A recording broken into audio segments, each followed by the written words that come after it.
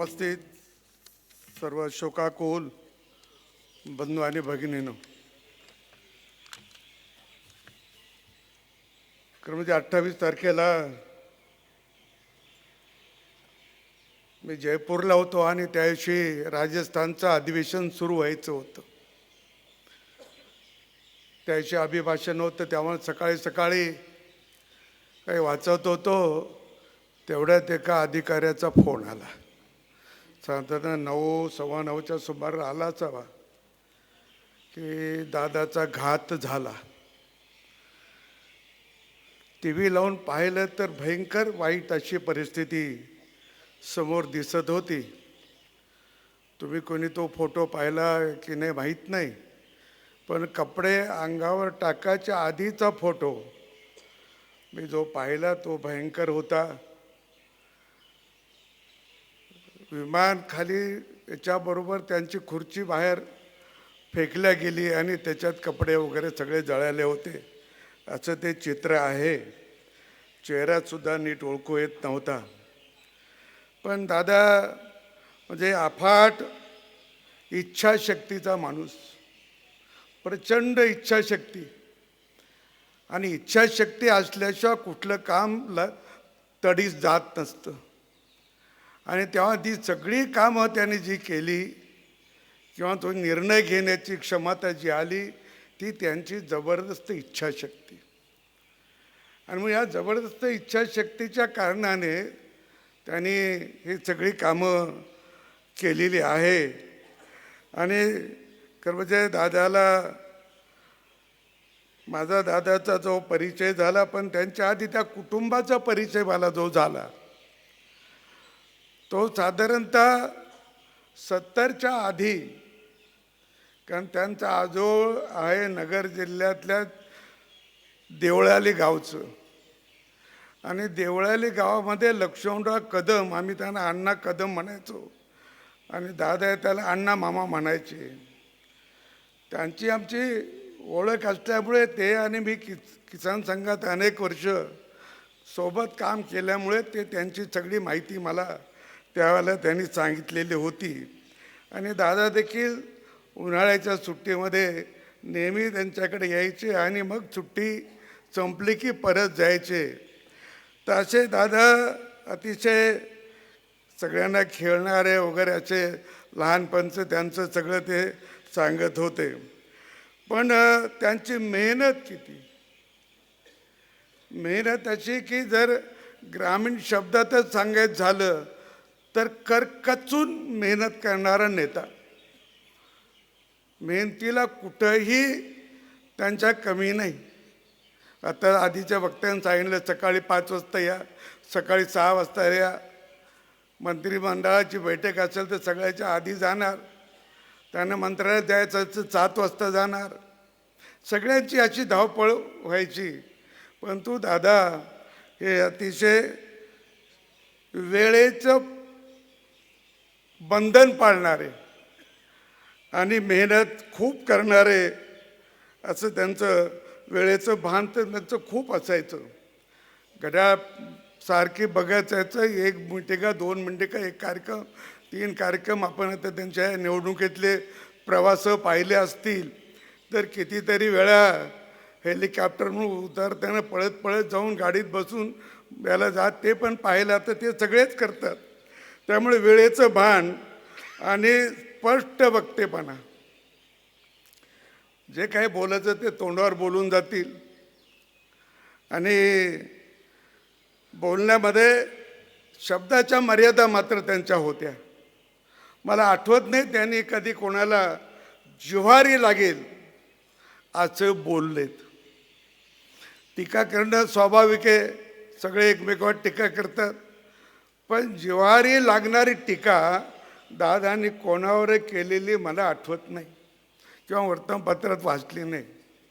हा त्याचं उन्हा धुणं काढतील, त्यांचं आणखी करतील, हसता हसता आणखी काय म्हणतील ती गोष्ट वेगळी, परंतु जिव्हारी लागेल अशी ते कधी त्यांनी शब्द वापरलेले नाही.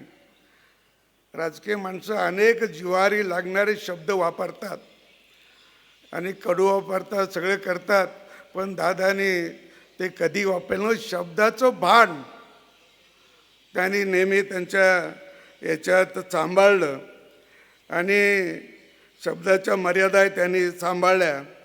जरब असेल, जरब त्यांची खूप होती. अधिकारी सांगतात, पण अधिकारी पण हेच सांगतात की आम्ही घाबरायचो, पण आमचं चांगलं काम असेल तर आमचं कौतुक करायचे, कौतुक पण ते करायचे.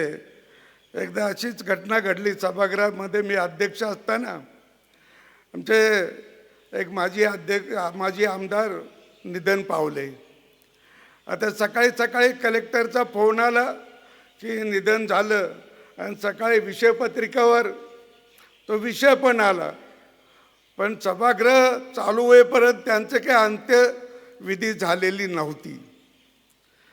आता ते श्रद्धांजलीचा विषय आला त्यावेळेला दादाने उभं राहून मला विचारलं, अध्यक्ष महाराज, अंत्यविधीच्या आधी श्रद्धांजली चालते का? मी त्यांना म्हणलं की निधन झाल्यावर कधी चालते. परवा ती गोष्ट मला आवर्जून लक्षात राहिली एवढ्यासाठी की दादाचं इकडे निधन झालं, त्यांचे दुसऱ्या दिवशी अंत्यसंस्कार झाले, पण 10 वाजेपासून निधी त्यांचं हे चालूच होतं, श्रद्धांजली वाहणं. वेगवेगळ्या वाहिन्यावर याच्यावर त्याचे यांनी श्रद्धांजली वाहिली, त्यांनी श्रद्धांजली वाहिली. आणि म्हणून मग त्यावेळेला माझा जो शब्द होता की निधन झाल्यावर कधी बी चालू शकते, कारण अंत्यविधीला काही कारणाने अनेक दिवस लागतात, पण काही कारणाने. पण त्यावेळेला मी म्हटलं की निधन झालं की चालू शकते. आणि दादा एकदा ते खासदार होते, पण बघा काम करण्याची चिकाटी, पण काम करण्याची चिकाटी त्यांच्या बारामती तालुक्यातल्या एका नर्सरीचं काम होतं. आणि ते खातं माझ्याकडे असल्यामुळे मंत्रिमंडळात दादा रात्री माझ्या बंगल्यावर आले. ते खासदार होते, कारण त्यांनी फोन केलं असतं तरी झालं असतं, पण ते माझ्या बंगल्यावर आले त्या माणसाला घेऊन आणि म्हणे असं असं या माणसाचं काम, नर्सरीची परवानगी पाहिजे. मी म्हटलं देऊन टाकी, त्याला काही अडचण नसेल तर. आणि ती परवानगी दिली. पण असं एखाद्या माणसाचं काम लक्षात घेऊन त्याचा पाठपुरावा करण्याची सवय, ती ज्या वेळेला त्यांच्या सर्व ह्याच्यामध्ये आपण लक्षात आणतो. आणि आता जे काम त्यांनी स्वीकारलं त्याचा पाठपुरावा सुद्धा ते मोठ्या प्रमाणात करायचे. मग ते कुठे असो, दिल्लीत असो, महाराष्ट्रात असो, मंत्रिमंडळाच्या एखाद्या मंत्र्याकडे असू दे, त्याला पण सांगतील, फोन करतील. मुख्यमंत्र्याकडे असेल तर मुख्यमंत्र्याकडे जाऊन बसतील आणि हे करा म्हणतील. म्हणजे पाठपुरावा करण्याची कामासाठी, सामान्य माणसाच्या त्या कामासाठी करतच, पण मोठ्या कामातसुद्धा ते फार चिकाटीने काम करत असत. आणि म्हणून दादा जाणं हे आपल्या महाराष्ट्राची मोठी हानी आहे. काय माहीत काय निसर्ग काय करतो, नैतिकता काय करते. मराठवाड्याने तर चांगले नेते घडवलेत, पण त्यांना फार कमी आयुष्य मिळालं.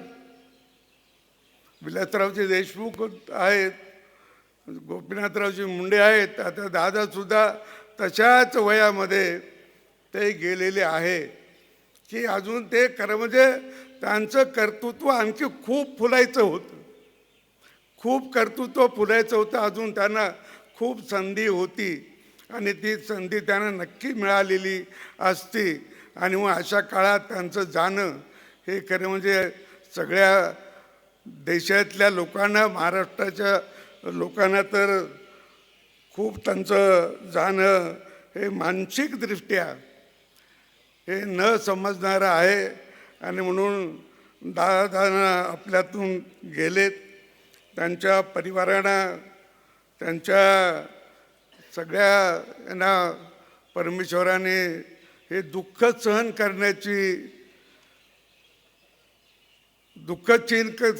करण्याची ताकद द्यावी अशी मी परमेश्वराला प्रार्थना करतो.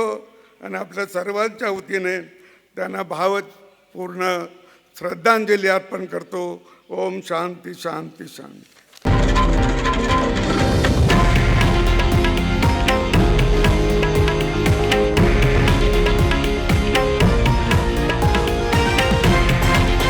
हे आहे देशातील नंबर 1 न्यूज नेटवर्क आणि आपण पाहत आहात TV9 मराठी, एकमेव.